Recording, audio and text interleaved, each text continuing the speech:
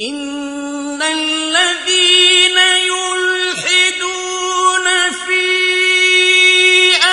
آياتنا لا يخفون علينا أفمن يلقى في النار خير أم من يأتي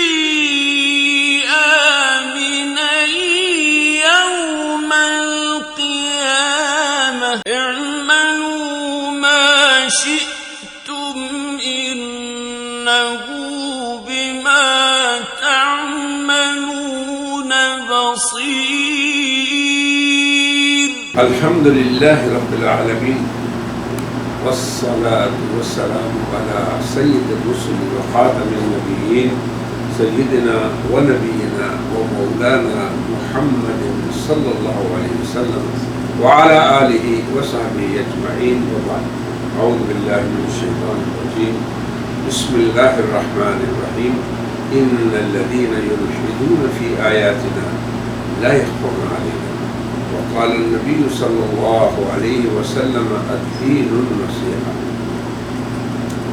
سامعین و ناظرین، الحمدللہ کہ دین بھلائی ہے، یہ ہمارا ایک طویل سلسلہ ہے اور اس میں مقالات مکیہ در مطالعہ قادیانیت کا یہ 21واں مقالہ ہے جس کا نام ہے لمحات فکریہ، جو قادیانیت کے لیے انتہائی طور پر نفع بخش ہیں اور ہماری طرف سے ان کے لیے یہ ایک نصیحت آموز سلسلے کا درجہ ہے۔ آج ہم وحی اور قادیانیت، اب وحی کی جو کہ دو قسمیں ہیں، ایک مطلوب جسے قرآن حکیم کہا جاتا ہے اور غیر مطلوب جو احادیث رسول صلی اللہ علیہ وسلم ہے۔ تو انسانی زندگی کا کوئی شعبہ ایسا نہ ہوگا کہ اس میں وحی ربانی یعنی قرآن و سنت حضرت انسان کو یہ کہہ دے کہ ہم تجھے الوداع کہتے ہیں۔ مولانا آج میں آپ سے یہی بات کر رہا تھا، اسلام ایک ایسا تازہ دم دین ہے کہ جو ہر وقت انسانیت کو ہدایات دینے کے لیے تیار ہے، کبھی نہیں تھکتا کہ میرے پاس کچھ نہیں، یہ کہہ دے کہ اب ہم تمہیں الوداع کہتے ہیں۔ میں کئی مجالس میں بڑے بڑے علماء کے ساتھ بیٹھ کے اسی بات کو کہتا ہوں کہ ہم یہ فیصلہ کر لیں کہ ہم انسانوں کی اور اپنے عوام کی اس حد تک رہنمائی کر سکتے ہیں، اس کے آگے انہیں چھٹی ہے، صلاح سے کہہ دیں، یا پھر ہم ان کے ہر شعبہ زندگی کا حد پیش کریں۔ یہ کس کا فرض ہے؟ یہ اللہ کا فرض ہے کہ وہ صاحب وحی ہے، وہ وحی کو نازل کرنے والا ہے، پھر رسول کا کہ وہ وحی کی محبت ہے، پھر علماء کا کہ وہ وارثان نبوت ہے۔ اللہ نے ایسا نہیں انسانوں کو چھوڑا کہ وہ انہیں یہ کہہ دے یا رسول اللہ یہ کہہ دے یا علماء کرام عوام کو یہ کہیں کہ نہیں بھائی اس سے آگے ہم تمہاری رہنمائی نہیں کر سکتے، اور یہ فیصلہ ہمیں کرنا ہے۔ اور میں اپنے ساتھیوں کو ہمیشہ یہ کہتا ہوں کہ آپ اس کے لیے تیار کریں اپنے آپ کو کہ ہم نے اپنے عوام کی ہر میدان میں رہنمائی کرنی ہے۔ یہ ہے اصل وراثت نبوت۔ اور ہمارے حضرات ساتھی اس لیے وارثان نبوت ہیں کہ نبی کبھی اپنی امتوں کو الوداع نہیں کہتے، نبی یہ نہیں کہتے کہ اس کے آگے ہم نہیں تمہیں کہہ سکتے۔ تو ہم یہ کہہ رہے تھے کہ اسلام اور اس کا وحی کا نظام، اب آپ دیکھیں امام بخاری کی جو کتاب ہے سب سے زیادہ اس کو درجہ امت میں حاصل ہے، اصح الکتب بعد کتاب اللہ، اور اس پہ انور شاہ کشمیری رحمۃ اللہ علیہ جو ہمارے محدث سے بڑے عظیم، وہ کہتے ہیں کہ بخاری کی ابتدا دیکھیں کہ کتاب الوحی سے ہے اور عجیب انوکھی ابتدا ہے، تاکہ ہم انسانیت کو یہ پیغام دے سکیں کہ اس وقت دنیا میں ہم وہ امت ہے جس کا پورا نظام ہی وحی پہ مبنی ہے۔ اس وجہ سے بخاری کو فوقیت حاصل ہے بدایت میں بھی، نہایت میں بھی، اور ترتیب ابواب میں بھی۔ تو یہ ہم سب کو سوچنا چاہیے کہ ہم نے امت کو کبھی بھی الوداع نہیں کہنا، بلکہ امت کے ساتھ رہنا ہے۔ اور ہمارا دین بھی واقعی ایسا ہے کہ وہ کبھی انسانوں کو ان کے رحم و کرم پر نہیں چھوڑتا، کیونکہ وہ دین ہمارے رب کا بنایا ہوا ہے، اور رب تربیت کے ذمہ دار ہے۔ الحمدللہ رب العالمین کا معنی ہی یہ ہے کہ اللہ عالمین کو کبھی بے یار و مددگار نہیں چھوڑتا۔ تو ہمارے کہنے کا مقصد یہ ہے کہ قرآن و سنت انسان کو کبھی یہ نہیں کہتے کہ بھائی جاؤ اور ہم تمہارا ساتھ نہیں دے سکتے۔ اب وہ یہ کہے کہ تو کسی اور کے حوالے ہے، یہ بات امتوں کو نبی نہیں کہتے، اور وارثان نبوت ان کا بھی کام ہے کہ عوام کو یہ نہ کہیں۔ وحی کی رہنمائی میں آ جانے کے بعد کسی انسان کو ہرگز یہ تصور نہیں کرنا چاہیے کہ اب اس کا کوئی قائد اور اس کا کوئی رہنما نہیں، وہ بے یار و مددگار ہے۔ امت مسلمہ تا قیامت قرآن و سنت کی معیت میں رہے گی اور قرآن و سنت کی رہنمائی میں رہے گی تا قیامت۔ الحمدللہ، اور ہے الحمدللہ ہم وہ امت ہیں دنیا میں جن کا پورا نظام وحی پہ مبنی ہے۔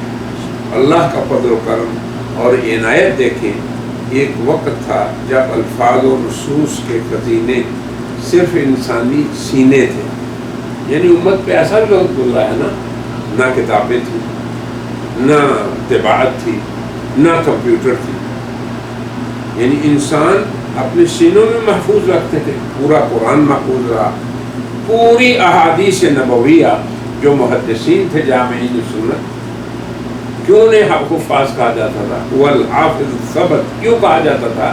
کہ ان کے سینوں میں وہ محفوظ تھی، اور نہ صرف متون بلکہ ان کی اسناد تھی۔ تو یہ اللہ کا فضل و کرم ہے۔ پھر ایک وقت میں تو الفاظ و نصوص سینوں میں محفوظ تھی، حق تعالیٰ کی خصوصی عنایت سے قرآن و سنت دونوں، صرف قرآن نہیں سنت بھی انسانی صدور میں محفوظ رہے۔ پھر ان سینوں سے قرآن و سنت، یعنی حالانکہ وہ سینوں میں ہے سارا نظام، پھر بھی وہ تحریف سے محفوظ رہے۔ اللہ نے سینے ایسے بنائے تھے ہمارے سلف صالحین کے کہ جیسے آپ لوگ کہتے ہیں یہ چیز محفوظ ہے، ریکارڈڈ ہے، تو ان کی سینے ہی ایسے کہ اللہ کے ہر قسم کی تحریف اور تعویل سے پاک۔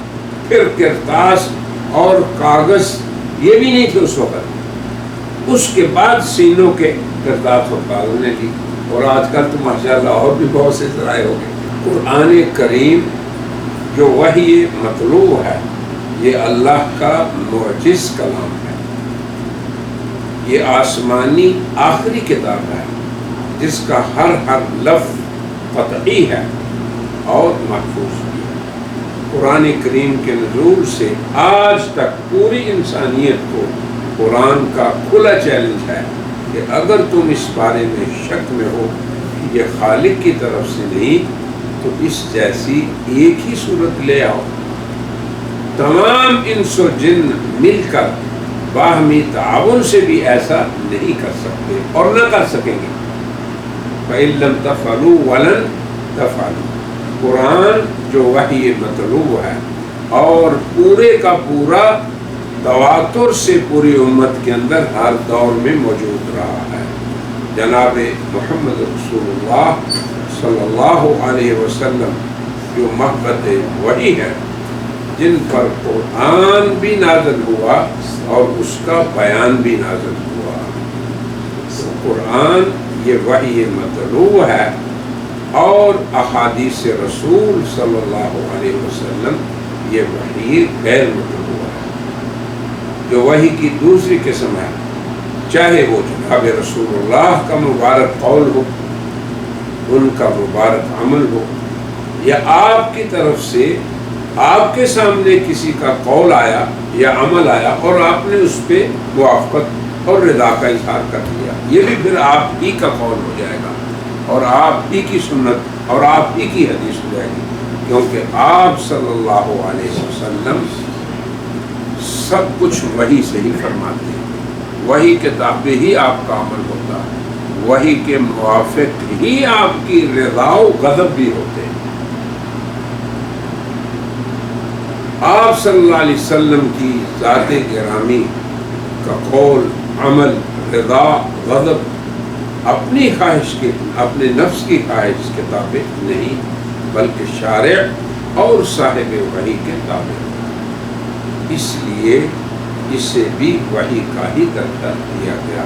مگر دونوں وحیوں یعنی مطلوب اور غیر مطلوب میں اتنا فرق ہے کہ وحی غیر مطلوب بتمام ہی یعنی قرآن کریم متواتر طور پر منقول ہے، البتہ غیر مطلوب جو تواتر سے منقول ہے اسے تو ہم متواتر کہتے ہیں، اور اس کے ما سوا مشہور یا احاد کہلاتی ہے، مگر ان سب کی حجیت سے کسی مومن کو انکار نہیں۔